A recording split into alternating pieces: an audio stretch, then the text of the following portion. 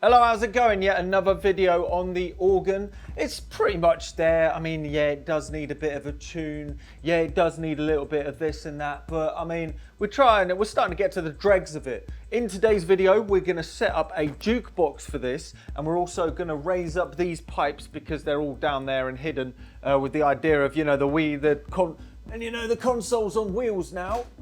So having it sitting there and these not raised up just seems a bit of a shame. So what we need to do is basically build a platform for the organ pipes to sit on to raise them up a bit to make them look a little nicer, and then we can try and have a tune of it all again. And you'll see I've got a newer, bigger, more practical car, and in theory we could go and pick up the wood with this. However, there is one issue: it hasn't got roof bars, and I've seen these cars with roof bars before. It's not really to my liking. I like how smooth and nice Mr. Plastic's roof is. So I haven't got a sensible car. My thinking is if you've got two minis, one isn't broken, the other one works, and the other one works and one is broken. However, that hasn't worked yet because it seems that they spend a lot of time both being broken. So in order to get the wood for this, I've got a roof rack for the Orange Mini. So we need to get the wood with the Orange Mini. However, the problem is it's not working right now. Currently, there isn't a head on the engine. That's because I got rid of it to get hold of this thing right here. Oh, what is this? There is absolutely no point to this, if I'm honest. This is called a 7-port head for an A-series engine. You'll see that it's got two Weber carburetors on the front. So yeah, I was trawling the internet the other week and this came up second-hand, which was really good because I wasn't ever in a million years going to be able to justify this setup brand new. That would have cost an arm. That would have cost literally as much as the car cost. So yeah, that wasn't going to happen. But because this one came up, and usually they come up with injectors instead of carburetors. Problem with injectors is you need all that fancy computer control and things. Even though it improves it all, I like the idea of it all being electromechanical, you know. So when this one came up, we've already DCOE carburetors bolted to the front. Oh, it was a no-brainer. Since its last rebuild, it's only had about 150 miles on it. So my plan is, because we need to go and get some wood, is literally plonk it on the car and go. In a few months, I plan to take out that engine and tackle a rebuild. But you know, I figured let's just plonk it on and see what happens for now anyway, shall we? So anyway, let's go and pick up some plywood. I'm not going to profess to know too much. I've got a lot of reading to do about this before rebuilding it, but we've got to get some wood, so we're going to plonk it on anyway, see what goes on. So this is a 7-port head. Usually it's a 5-port head on a Mini. There's 3 exhaust ports, 1, 2, 3. And then there's 2 intake holes, and you'll have the carburetor like sitting right here around the back of the engine. There's 4 pistons, 1, 2, 3, 4, and this hole delivers the air and fuel into this piston and this piston that will be underneath these bits, and this hole will deliver to these 2 right here. But this one's a 7-port. What that means is these 2 are actually blocked off. And then at the front, instead of 2 holes that deliver to 2 separate pistons, this one's got 4 holes and it delivers to the pistons separately. The funny thing is, this is not going to massively improve the power, really. This is what I wanted to do all along, and when the opportunity came around, well, I had to do it. Because it's going to look bloody awesome, and it's going to make a bleeding racket. The other thing that this has got in common with a church organ is, well, the lengths of the pipes. These things on the front are called trumpets, another shared terminology with the organ. And you can get different lengths of these to fine tune and improve to the engine that you're plonking it on. And the reason for the different lengths is actually because of the resonant frequency that they create, much like organ pipes. The air comes into it, rushing, causing a bit of turbulence. That smooths out and causes a resonant frequency that goes through these pipes. I've got to be honest, I don't really know, but I think the thinking is you tune the length of these pipes to the bandwidth that you want the engine to perform best at, which is all down to a bunch of variables within the engine anyway. The longer the pipe, the longer the resonant frequency, and the longer the resonant frequency, it will be at lower rev ranges in the engine, so it would suit it best at lower rev ranges. The shorter you get, the higher the frequency that the sweet spot's going to be at. So I mean, I might have described that completely wrong, but I think there's a certain poetry to this, that we're talking about this in an organ video. The first thing we have to do before we can plop this on the engine to go and pick up some plywood, we need to build a fuel hose that goes into both of these carburetors. Ugh. Anyway, we've got these banjo connectors that are going to screw straight into this. Yeah, it's the right thread. Thank fudge for that. And then we're going to plop it there. We're going to get it there. Going to grab the other one as well. Plonk it, twist it over on here. See if that's going to fit. We got some fuel hose right here. These go into these AN6 type fittings. So it's not the cheapest way of doing it, but by gosh, it's the coolest. So we're going to use a T-junction, get that connecting to there, and then that goes off over to the fuel regulator. Here it goes, doing it nice and straight.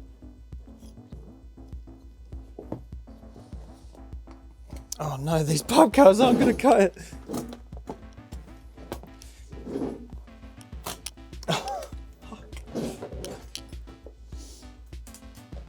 Oh shit.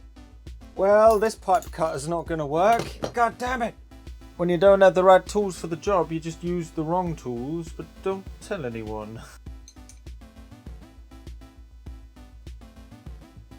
And there we go.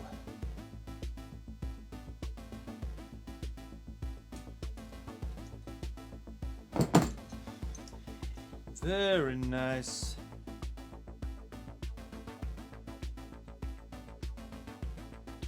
To be honest, I don't even know what jets are chilling in here. This had been sat on for 150 miles, a 1293cc engine. It's going on a 1310 engine. The guy that I got it off mentioned that it was possibly running a little bit rich for the 1293. So that's making me think we might actually luck out with the jets in these, because the engine is slightly larger. It might even it all out. Let's have a peek see, shall we?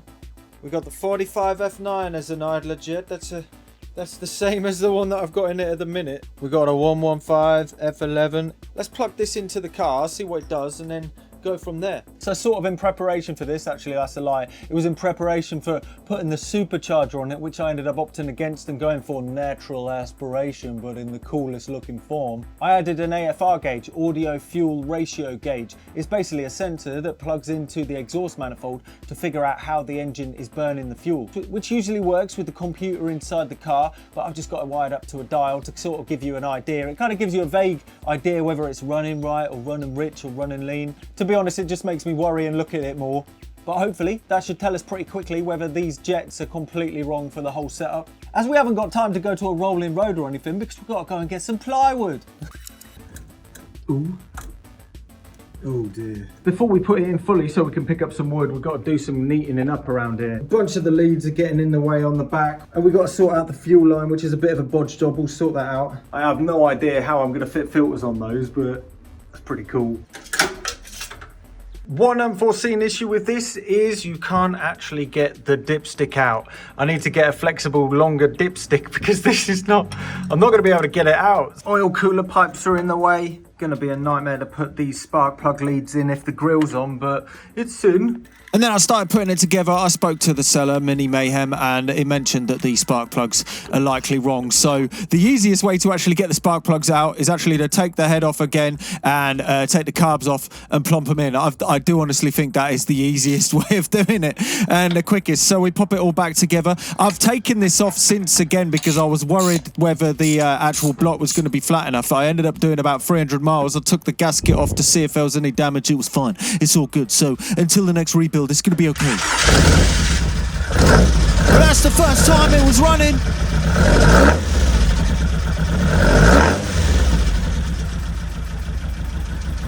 Absolute magic. Oh yeah, and then I put all the ancillaries back on here and there. You'll notice that this is an 11 stud head and I've got a 9 stud block. When I take the block out, I'm gonna get them drilled or drill them myself, so it's an 11 stud by then, but it'll be fine for now. Go and get some wood. It's in and the engine is warm. Now we're gonna try and balance the carbs a little bit. I've worked on the jets here, but we'll have a look at that closer. Let's get the grill off first. Looks well funny. Off with the filters. One,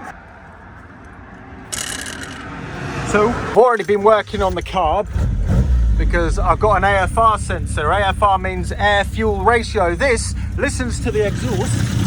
You can see it's down there, the sensor.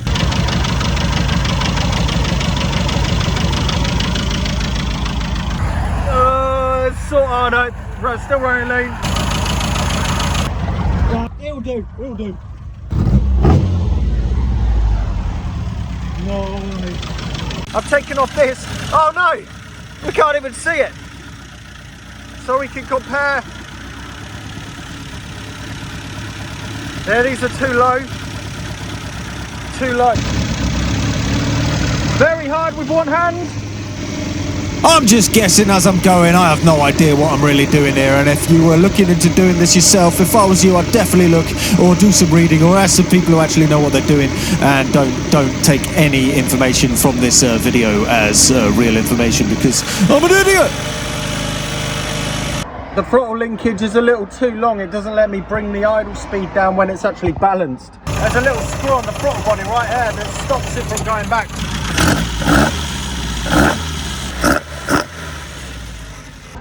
Right. Yeah.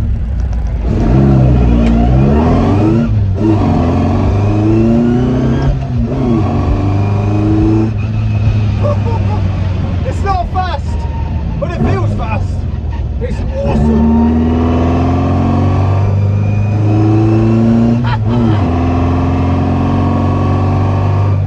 It's pretty cool. The thing about this is you can have fun without breaking the speed limit.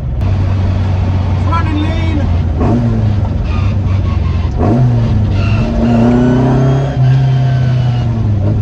It's running lean.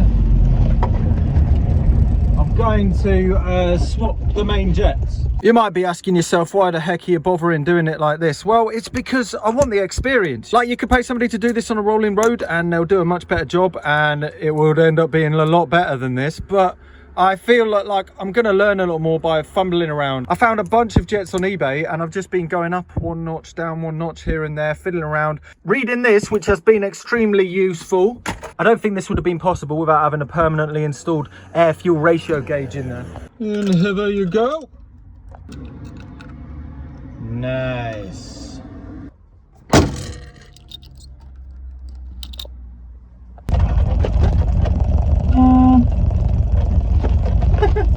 What is my life?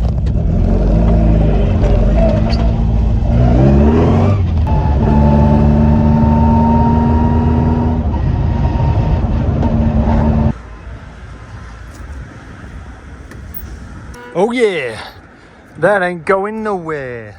Right, let's go take this back and put it together. We're heading home with the wood. We got it on here. It's probably the hottest day of the year as well.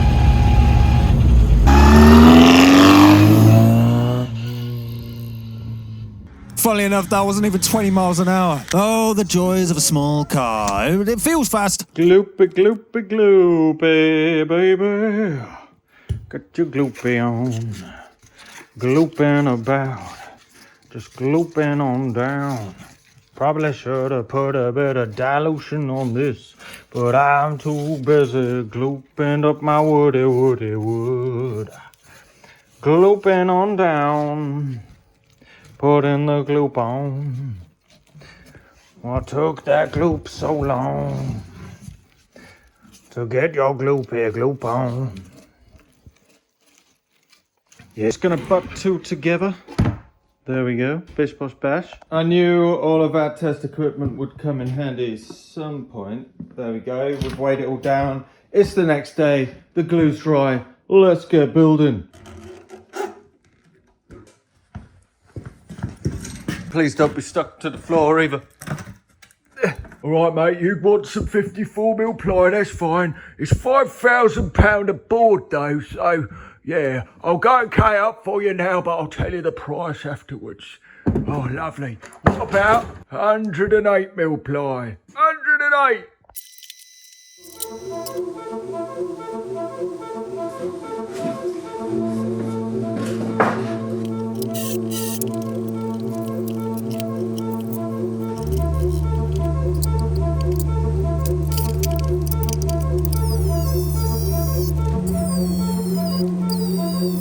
These bad boys don't half go through batteries, do they? Especially when you're contending with 54mm ply. Run out of batteries! Run out of batteries! Oh, damn it! Lovely jubbly.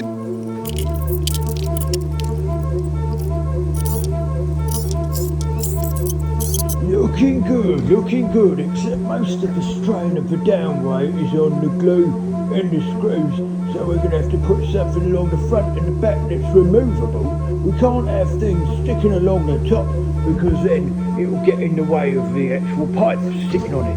But, you know, it's looking good, nice and chunky indeed, beautiful.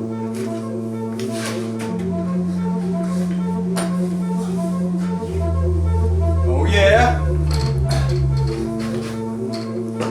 Oh yeah. 118mm on the back.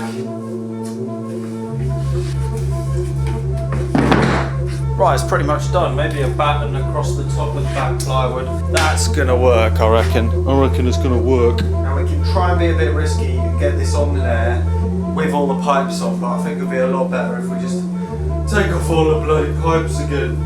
Which is a bummer.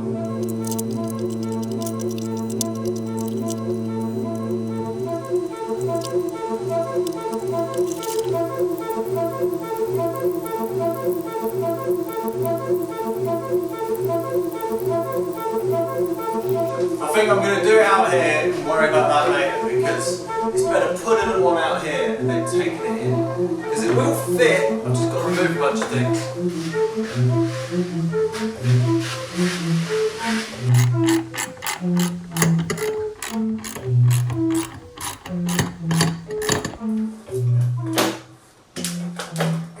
I'm going to find out I've made it too small now.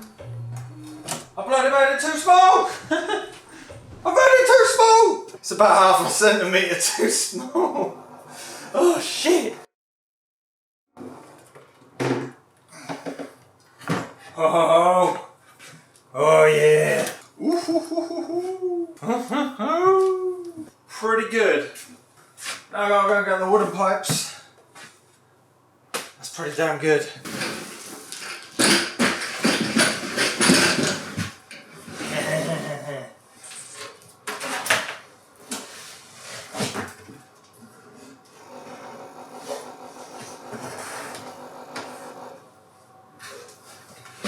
That is substantial. That is seriously substantial. That's just a lump of stuff. I gotta be honest, I'm pretty surprised. Access is really good. Like, you can take all of the bottom panels off now and you can get your head in there nice and easy. And even around the back, we can get to all of this without even having to remove this. So we can take these off and get to valves underneath it.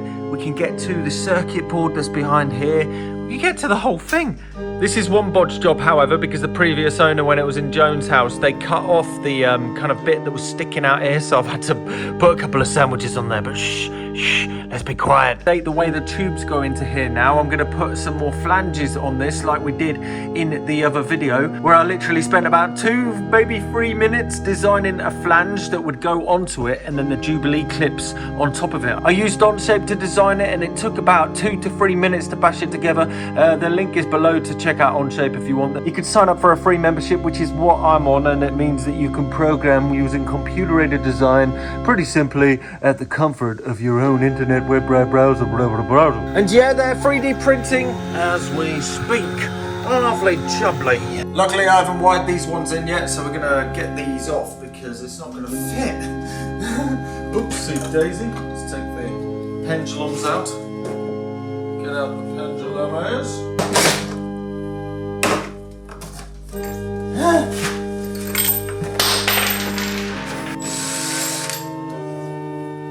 Oh no.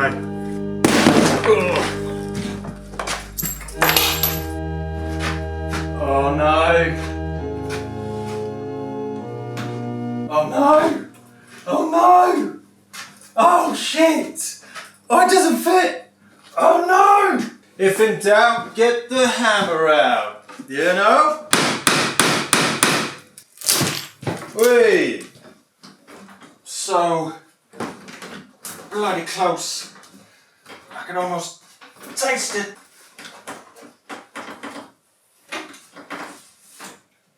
That's not gonna fit. Well, this hasn't worked out exactly as I was planning. Now let's try it the other way around.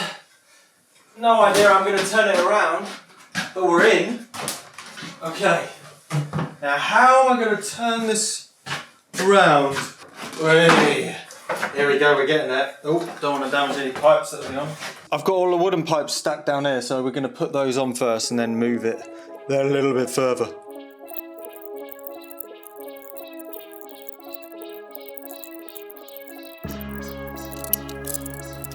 We continue trying to move this thing.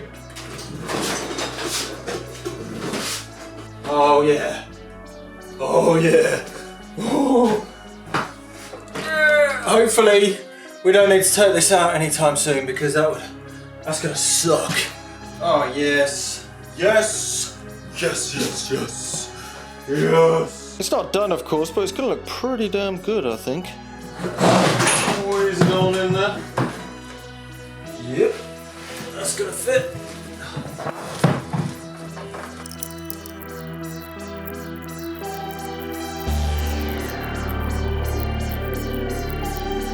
The great thing is we can get right underneath it. So I've removed these old ones. The pipe got damaged when I was doing this, but that's no biggie because we don't need the whole pipe anymore. Plonk that in place.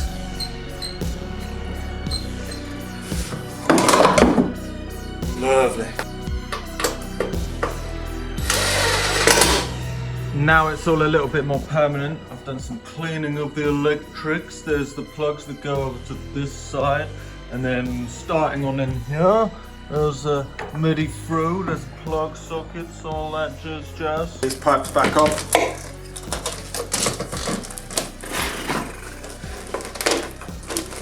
Lovely.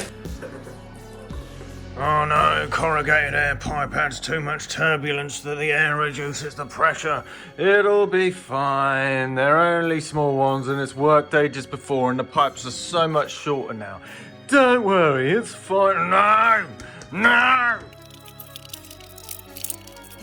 You know what, I'm pretty pleased with that, and there's space at the bottom for a toolbox and a couple of spares here and there, and then there's enough space to get in there and adjust everything, tune everything, get around the back. It's all just so much more easy to work with, and it's so much cleaner because I've cleaned up all the wires. Calamari, fried squiddery, fantastico, beautifully. Calamari, fried squiddery. Oh, it looks awesome, doesn't it? I swear nearly all of this project revolves around having to move a load of heavy stuff. But thank fudge it's on wheels now, so I'm not a burden to anybody having to always ask for help. There we go. It just sits there like that. Currently it's on a MIDI keyboard because somebody's managed to break this bottom one. It's quite a fragile design and build, so it's a bit temperamental, and yeah, unfortunately heavy hands, a bunch of people playing on it. It's gonna need fixing again. So there's a controller keyboard, but as you can see, through the window, you can see them all playing away. I still need to put LEDs on that one. That one's another project that's never gonna end. But yeah, the LEDs are all lighting up. Oh yes. How good is that? You'll hear that a couple of the valves are stuck open. These happened in the past and I haven't been able to get underneath to fix them. We're going to fix them in the next video, as well as add some microphones to the room to be able to record it, and of course give it a bit of a tune again, because it's pretty out of tune now. But we'll worry about those in the next video.